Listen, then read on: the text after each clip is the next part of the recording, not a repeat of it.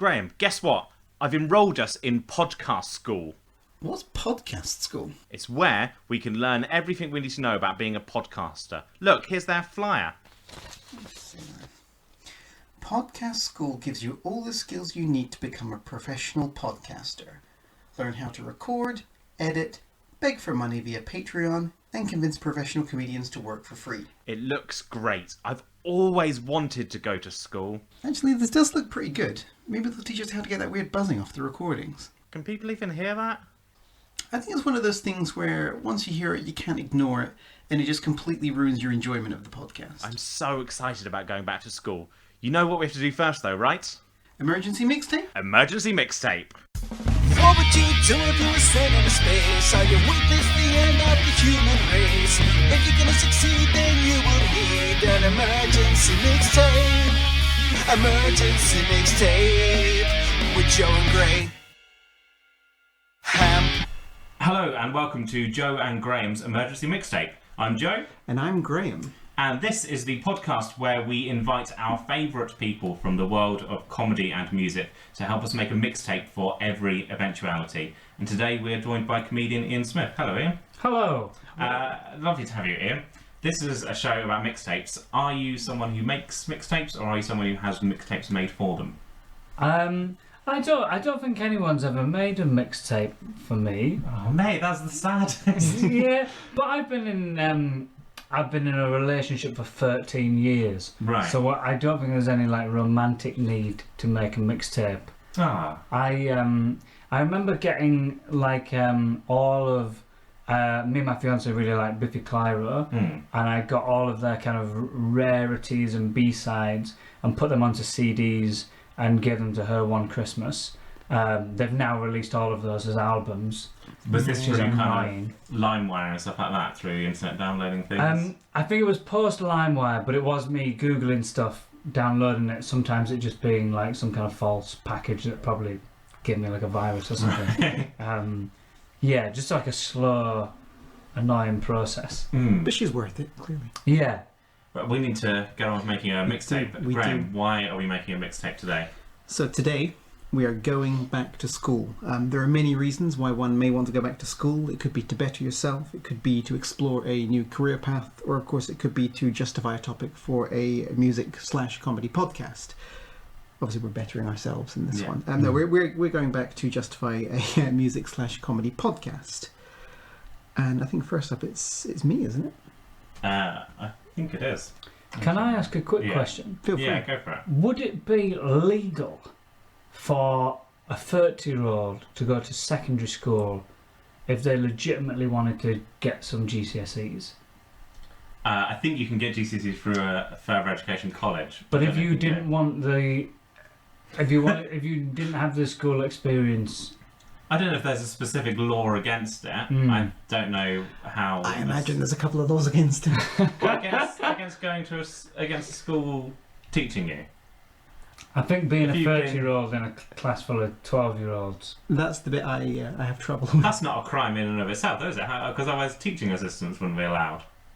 I think they're kind of rigorously CRB checked though, aren't they? Yeah, BCRB check. You can go. Oh, I'm not saying that it happens, and I think that it would be considered bad practice. I think it would get you a poor offset rate. Sounds like you're actively encouraging it to happen. I think that I don't think there's a specific law against it. I think if a school wanted to do it, I personally do not endorse this activity. I'm not endorsing it. I think you should go to your local further education college and do an evening class. I'd say the best way to do it would be to pretend, with the agreement is you pretend to be a teaching assistant, but really you're taking notes like everyone else. I thought you were going to say pretend to be a child. Oh yeah, well that'd probably be easier, isn't Yeah. it? Just have a shave. Yeah.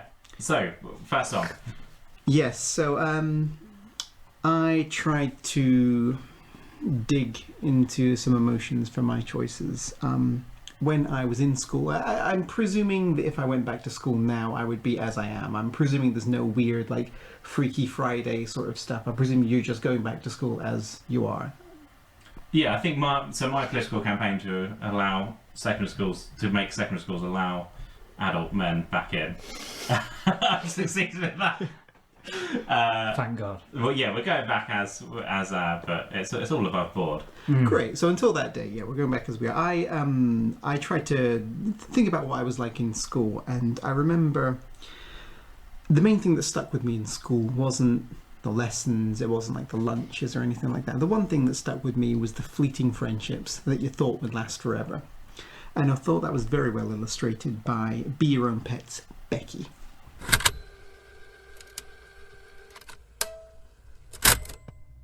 I liked that a lot. Do you want to summarise for people who haven't heard the song, summarise the narrative to this song? Yeah, sure. So it surrounds the titular Becky and her group of friends, and there is a shift from one group of friends to the other, which unfortunately ends in a homicide. I haven't read up on the stats for that particular event. I think that's fairly low in terms of the possibilities of what happens when friends group shifts. But yeah, it just reminded me a lot of what I did when I was in school. I think I kind of operated a bit of a scorched earth policy with my friendship groups, and basically just started again each year. I don't know what that says about my friends, or me, actually, now that I think about it. As an adult, you never really, unless something really fucked up happens, it's very rare that you would say, I'm not that person's friend anymore. Like, someone would have to be like a real dick to properly fall out in the way you do at school. That's because as adults, they've got too much on you. There's most of my friends, I think I'm still friends with most of my friends, because if I wasn't, I know what would get released. Yes, definitely. Yeah, I have friends like that. Yeah, that know too much about me. Yeah, so they're a really cool band. They were formed in Nashville. They actually broke up in 2008. Do you know why they broke up? Yeah, I think they Did they fall out? They got a new group of friends. Yeah, I think that's what happened. They went back to school and didn't work out. So we're back in school. We're listening to this. How is this going to help us at school? I think for me, it's more cautionary tale than anything else. I think it's just saying, well, do you know what? You're probably not. Although it feels like it now. It feels like you're going to be friends for 100 years, and you've got your references, friendship bracelets, and all this stuff. You're just not. It's just not going to happen. So just give up and just study a lot. Really. That is the thing you need to know as a child: is that nothing matters. All the things you're worrying about as a child, they don't matter long term at all. It's a difficult one to broach, I think, because my wife and I have started thinking about having kids, and these are the things that worry me. It's how to broach it, because you really want to say, yeah, nothing matters. Until you're like 30 or something, you can just do over so many. It's just mulligan after mulligan, and I think, but it's quite bleak. It's somehow as bleak as it is uplifting. That nothing matters. Great. Oh, nothing matters. Yeah. I think if you can find like a fun song to express that in, sort of write a sort of like a nursery rhyme type thing to tell them that. To drill it in quite a fun way. Well, just you need to get children's books and then change the endings. So, add a page to the end of every children's book. I would say, but none of this mattered anyway. I would say remove a page. Then what happens? It doesn't matter. That's the point. Yeah. The point. Go to bed. If you had a page, you're at the risk of your kids going, "Why have the illustrations got considerably worse?" Okay, we're on to track 2. Ian. Yeah. So. I chose this because it was the first album I ever got when I was in school. So there must have been something as a child which connected me to the music of Bon Jovi and the hit single It's My Life from the album Crush.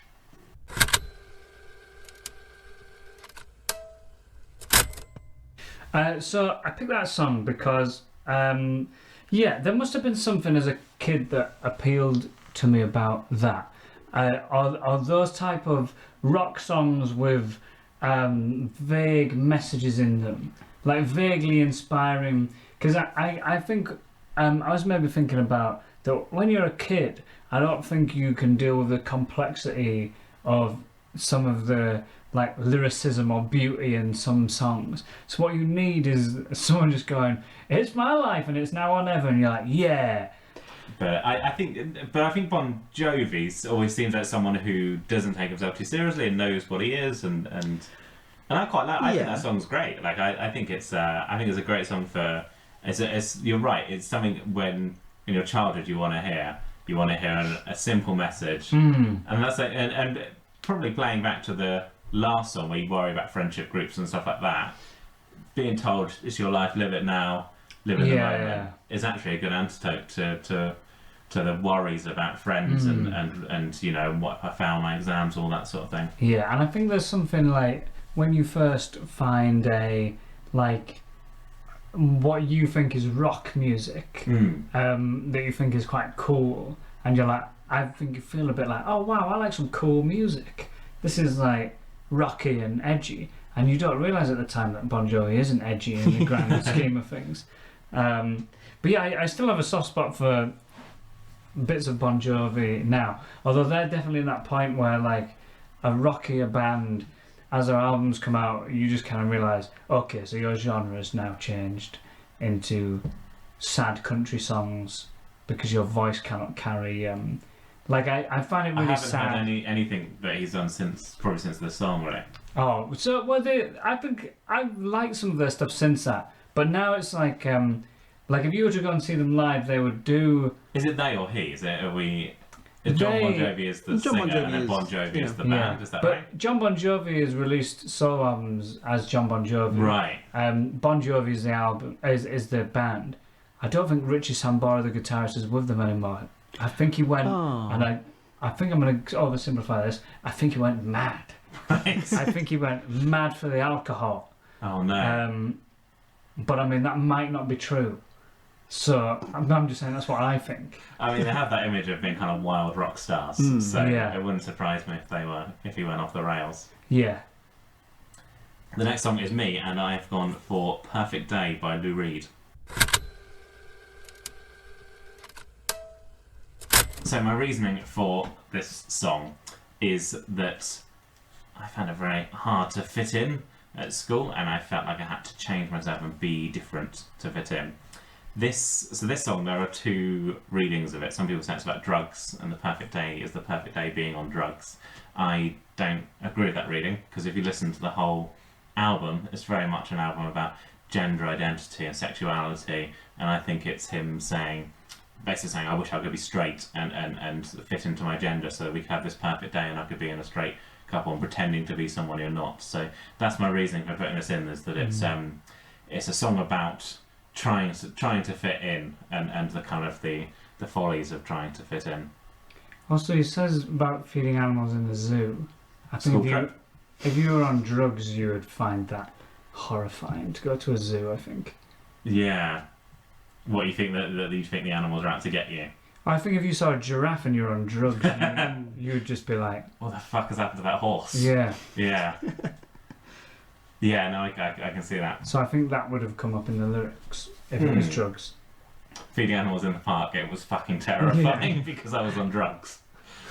Yeah, and then the whole album's all about, you know, taking a walk on the wild side, you know, not fitting in and being a bit different. I think that's a real comic thing, isn't it? I think there's very few comics that fit into that would be the jock or even would be the kind of the really swotty kids at school. You know, there's we're all kind of outsiders that didn't quite fit into a group. I'm always surprised as well how many, when you talk to a comedian about this kind of thing, how few say that they were the funny one in school. Yeah. That always surprised, because I always presume it's going to be, you know, the life of the party, etc., etc. Oh, now I'm going to be a comedian, but it seems to often be the kind of quite quiet, bookish ones that end up being the. So I don't want to do the thing where I tell you to do material. Didn't you have a thing in your school? I remember you doing a bit in a show about in your school yearbook that someone else was the funny one.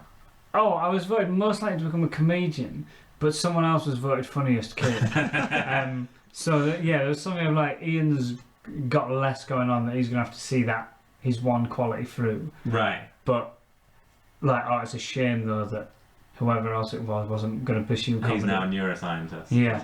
He's so funny.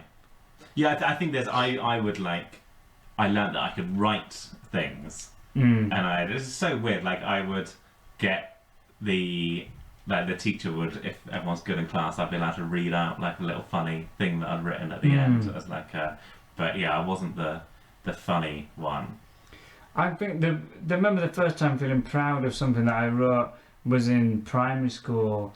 It must have been like I would have been quite young, like even like year 4 or year 3, when I wrote a story called The Bread Monster and the Smelly Baked Bean, which I still think there's something in it now.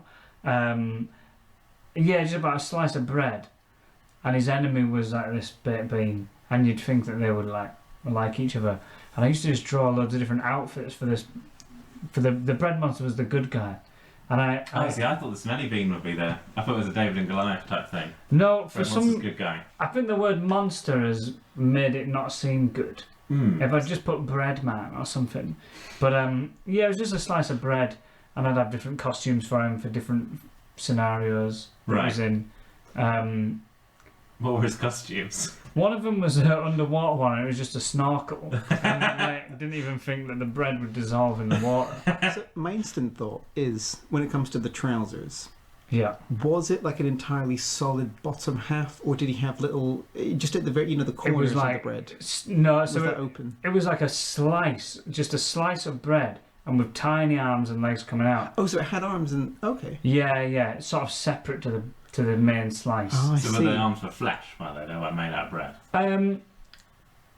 I guess there must have been either flesh or a sort of form of condensed gluten that Right. was more malleable. It's on to you, Ian, for your next choice. This song is Second Walk by John Frusciante.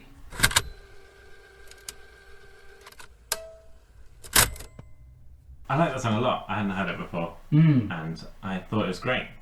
I really like the line for the school stuff of be who you are, do what you do, not win or lose, because I feel like that's something that I'm quite bad at, that I would largely be quite competitive. I'm not necessarily competitive, but judge myself against others. But you look at yourself. It's so and easy go, to do that in comedy, isn't it? And I think it's only in the past few years that I've gone. I think it's very easy to. There's people I started with who are now household names. Oh, it's yeah, very yeah. easy to feel like, oh, why is that not me? But in the last few years, I've gone, well, actually, I'm the best. I'm trying to be the best Joe Wells that I can be. I'm not trying to be, these other comics which I started with. I've been thinking a lot about my favourite album is. Has anyone heard Last of the Country Gentlemen by Josh T. Pearsall? No. I think it's definitely my favourite album. I think it's incredible, and he didn't release anything. He did it was an album 7 years before that, and he didn't release anything for 7 years after that. But in 14 years, he made this one thing, and it's pretty much perfect. And actually, that's something to aspire to. It's not about how much you do, and it's just making one thing really good.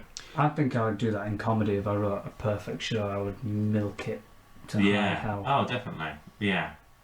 I think what we're learning is that working in comedy, actually, you don't ever leave school, and those dynamics still exist a bit, because you do, when you're at school, you're comparing yourself to other people in so many ways. Who's most popular, who's more attractive, who's does best at school, who's good at sports, and all those things that are there. And you've normally got a packed lunch with you.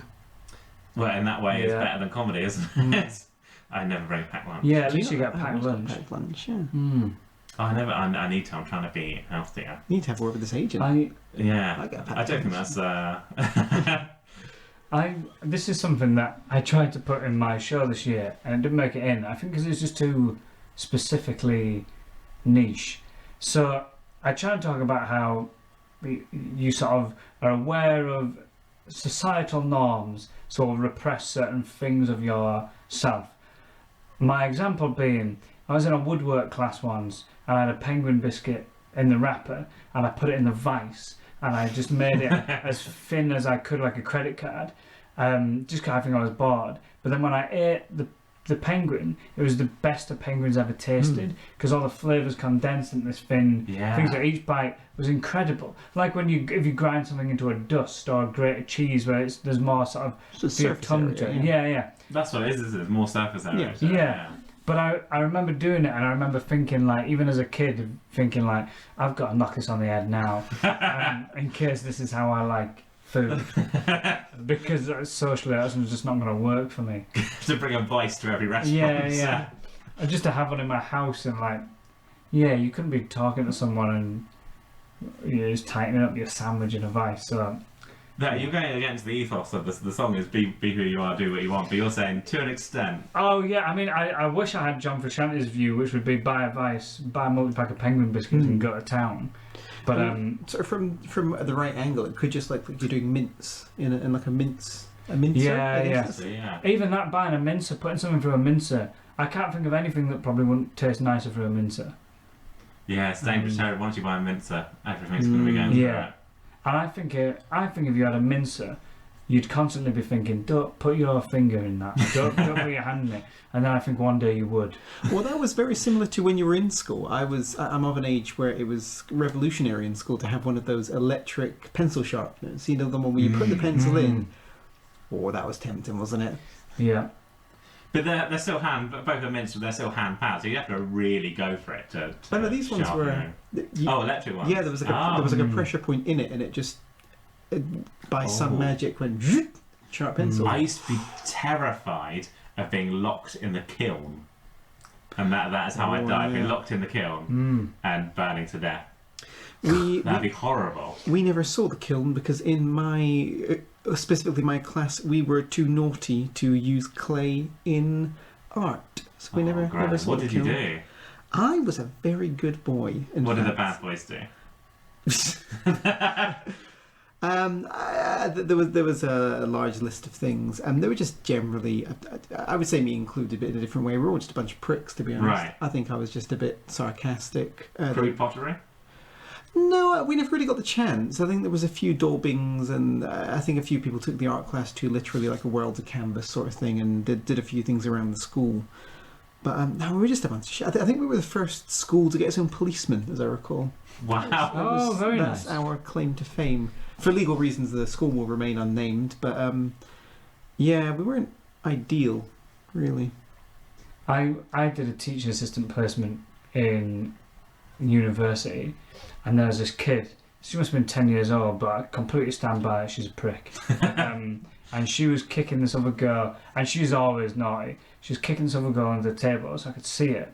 So I was looking over at her and giving her a classic like look to be like, stop kicking that girl, you piece of shit. But then like she was like acting like, oh, what, like, what's she like, just looking like she couldn't believe what I was looking at her. But then the very clever thing she did, so I could see out of the corner of my eye, is she's looking at me when I'm not looking at her. So I'm just looking back and forward, and she'll be looking at me but like doing kicking and stuff. So as soon as I turn around, she's already looking at me, and then she would like go like, what, and like look to the other kids as if basically she was making it out that I was constantly looking at her.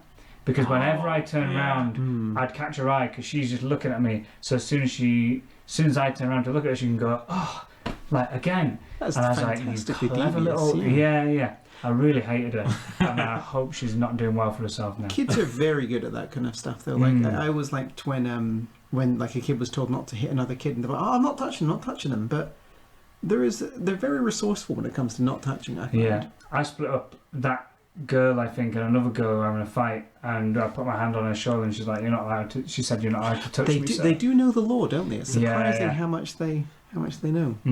At that same teaching placement, I was playing football with the kids, and I was tired out afterwards. So I sat near the main teacher, and I was like, "Oh, I'm so unfit. I haven't played football in ages." And then one of the kids, James, come up behind me and started giving me a massage, and I was like, "James, stop! You can't give me a massage." As I was trying to get his kid off my shoulders, like he's like. The worrying thing is he's got some technique to it. So I'm like, "Get off me, James!" And like the other teacher's like laughing, but he's like, "Why, sir?" And I'm just like, "I can't explain to you why you're not allowed to give me a massage. One day you'll learn why, and you'll have like a flashback to this, and you'll be like, oh my god, I'm going to teach you a massage." I saw him lick a wall as well, that kid. He was licking a wall for a bit. I was going to say, up to that point, I was thinking, he's got a good career ahead of him, but yeah, shame. maybe not. That's a shame. It's me next. My second song is Good as Hell by Lizzo.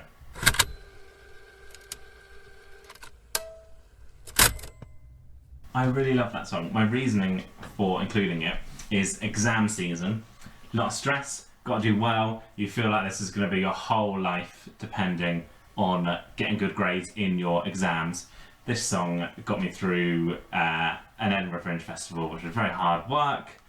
it just makes me feel relaxed when I listen to it. I think Lizzo very much is music as self-care and makes you feel good about yourself. But I think it's music it's so much music for a purpose as well. It's music that if you've had a really hard day, you can put this on and you just think, oh, everything's going to be okay, you know. And when you're at school going through, there's so much pressure on you with those exams where you think, I'm going to fuck up my life if I don't study hard enough. And to have a song that you can put on and go, that's going to be alright. What are your relaxation songs, Ian? There is another John Frusciante song called The Dying Song, which is so bleak, not bleak, but so sad for the first half, but then the end of it is euphoric. Right. Like, and it's just him, it's sort of him talking about like an acceptance of death. And then the last is him just saying that it's surely been a full life for me over and over again. And like, it just feels like contentedness, but in sound form. I find that a sort of weird sensation that I would get from listening to that. So.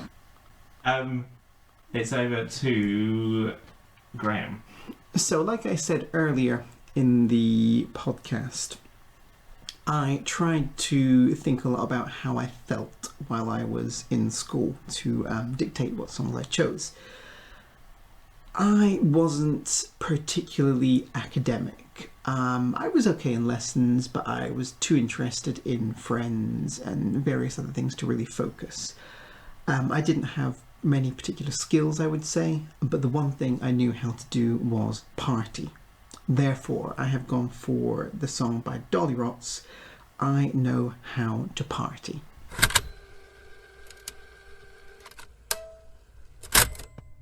You don't strike me as a party animal, but are you? I do enjoy. I don't know if it's like an attention thing or I have a good time at a party. Do you? Yeah, I mean, I actively avoid parties. I get some help certainly, but that's booze, not drugs. Just to clarify that, because I realised I left that hanging for a little.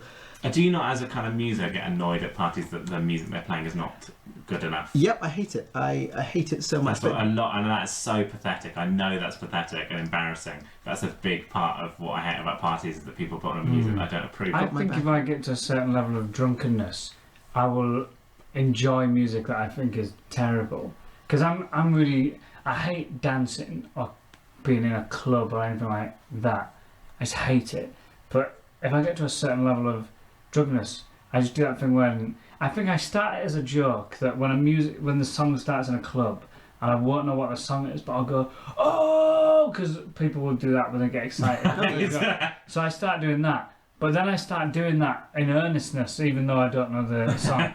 And like, I love it when a song has a drop. And like, I'll hear the music, but it's like do do do do do, and you're like, it's coming. I love doing that. That's why I avoid drinking. Is that the awful part of me that goes, I need to explain to people why this music is not good. That comes out when I'm drunk, and most of the time I'll keep it in and go, people like other things, and that's fine, and I don't have to. But a few drinks I'll go, listen, this is why the Arctic Monkeys are shit, and you don't realise it. Any more thoughts on this last song? I don't think so. I think it's time for bonus tracks. So we created the perfect soundtrack for going back to school. We had a few suggestions from people on social media. Jess Brooks said, "Busted, that's what I go to school for." And we watched this yesterday. Have you seen that? Have you watched that video in a post-Me Too world? Oh no, but I can imagine. Well. Yeah, it is No. problematic. Yeah. It's incredible how, because it's not that old. How old is that song? 50, or maybe it is like 15 years. Yeah, we're of that age where we go, oh no, is that old? Yeah, no, it is old, isn't it? Yeah, but very, very, very sinister. Yeah. Do you remember the premise? No, I don't. But I imagine I go to school because this teacher's fit or something. Yeah, you've got it. That's it. And then after school, I climb a tree outside of a house and looking through the window, and she's in her underwear. But it's 3 of them. Yeah. Like they've got some, I don't know if it's an agreement or a rota. We couldn't work it out. It's fucking sinister. It's what a sinister choice. Whoever suggested that. It's absolutely disgusting. That is sorry, someone back to my management. So Wow. Maybe we need to get I didn't realise this was struck going off. on. Also from Lisa White said, Boomtown Rats, I don't like Mondays. A few people have said. Speaking I of don't like sinister Mondays. choices, that's What's wrong? I can say this as a comedian who I think I've probably met these people from your age. I've met Lisa before. But what's wrong with your agency? It's full of absolute psychopaths with obscene choices. I don't like Mondays, isn't that? Is that bad? What's it was the subtext about of it? shooting. It's about the school San shooting, Diego isn't school is it? shooting. Yeah, the line "I don't like Mondays" was when the police were speaking to the young shooter and said, "Why did you do this? Why did you shoot up this school?" Because I don't like Mondays. Shit, It I gave didn't me know something that. to do. Yeah. So Wow. Quite a few people have suggested this to me. because I saw this and I was surprised. I wasn't sure if they were doing it as some kind of like noir, like really bleak joke, or they just genuinely. The two people who suggested it to me, I don't think would make a really bleak joke like that. I think they're too nice. Then they need a talking to. Because also, Kerry Herbert suggested Marilyn Manson's Disposable Teens, which was released after the Columbine massacre, and is kind of an allusion to. I thought it was very bold for him to call a song "Disposable Teens" after being implicated or being allegedly involved in that, even though he wasn't. Fiona Haddon suggested Alice Cooper's "School's Out," which I am fully on board with. I listened to this on my last day of school, and I loved it. I love that song. It's fucking brilliant. It's on the nose, but it's fucking great. Yeah, I think it starts in that way. I mean, it starts with the guitar, so it's almost like the school bell at the end, and you can I've never been happier than when because I hated school. I have never been happier than that last day of school. Where it's like, for 10 years of my life, I've had to go to this place, and now I can do whatever I want. It's such an incredible feeling. The last day of my school before I went to college, we had like this end assembly as a kind of goodbye assembly, and halfway through it, our head of year had an epileptic fit, and then we were told like, okay, that's it, leave. And like, so that was the end of our school. Wow. As him singing a duet with another teacher for a bit of fun, having an epileptic fit, and us walking out as another teacher stroked his face, telling him it'd be okay. That was the end of our school. That's the end of our school. Wow. And you just thought, wow, what an image. I mean, he's all right now. He's quite a nice guy and stuff. But yeah, that's your final message of school. Like, right, go off into the world. It's all gonna be, oh God, what's happening here? Then someone's stroking someone's face. You always know something's gone down when that's happening. So we just all walked out, and loads of people were crying, and it was just like, well, on to college. But I remember my friend Ray. It was like 3 days to the end of term, and he was caught trying to sneak off into the woods near the school to have a cigarette, and the teacher went, "You get back here, otherwise you're expelled." And he looked at his finger and went, 1, 2, 3 days, right, and walked off. And to this day, it's the coolest fucking thing I've ever seen. People talk about like rock stars walking out being cool. So fucking cool. Look at that. 1, 2, 3. All right. My concern there is they won't see this, but when you did that, you acted him out counting 3 days on his hands. So I think maybe you should have. Oh, sorry. I should have said that I'm terrible at this audio medium. So he counted 3 days on his hands and walked off. I think he needed those 3 days if he's still counting them on his hands. Possibly. Yeah. You're right. Maybe that's going to be the last day of learning how to count in your head. 1, 2, 7. Fine. Yeah. Well, that is everything from us this episode. Thank you, Ian, for joining us. Before we go, you're going to the Edinburgh Fringe with a new show. The show's called Ian Smith Half-Life, and I guess it's about what have I done this year? Postponed my wedding, went to Chernobyl, entered a Scrabble tournament, and a cat had a shit in my backpack. So it's about those things and why they're all linked, I think. I love your shows. Every time I see them, I really enjoy them. Oh, so thank I you. will definitely come. They give me nothing but stress until they're But finished. you make loads of money out of them, though, don't you? Oh no, no, maybe lose 3 or 4 grand every time, but it's not about money or happiness. What's it about? Oh God, we're giving you a crisis. I guess it's about. I don't like having too much money in my bank account, and I feel like going to Edinburgh is giving back to the community. Yeah, but I'm when worried the that Edinburgh community landlords sees it- don't make enough money. Yeah. I just like piling a lot of money into Iron Brew and tray bakes and making my body disintegrate. Yeah, I like seeing the change in my body and appearance from the beginning of the month to the end of the month. That's you always come fun. and see your show at the beginning and the end and see the difference. Yeah.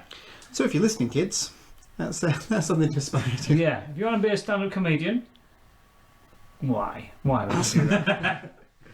Thank you for joining us, and thank you to you, the listener, for listening to the show. If you've enjoyed the show, then please rate and review us on iTunes. Also, if you like us on Facebook, follow us on Twitter. They're both at emixpod, especially if you'd like to contribute to the bonus tracks of future mixtapes. And if you'd like to suggest a situation which we need to make a playlist for, just email emergencymixtapepodcast@gmail.com. That's all from us. Goodbye. Goodbye.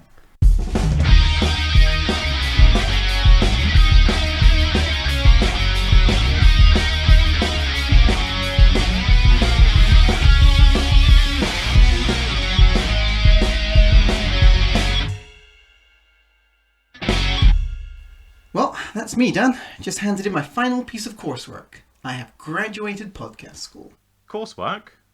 Yeah, the written coursework. Have you not done it? Yeah, of course I have. Just remind me what we're to do again. Well, we had to write a comedy sketch for the end of our podcast. Oh shit, no, I haven't done that. Well, what are you going to do? It's due today. I know, I'll just transcribe this conversation about how I forgot to write a sketch, and that will be the sketch. It'll be really postmodern.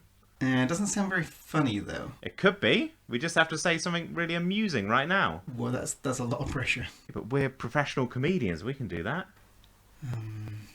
What about, No, I've got nothing.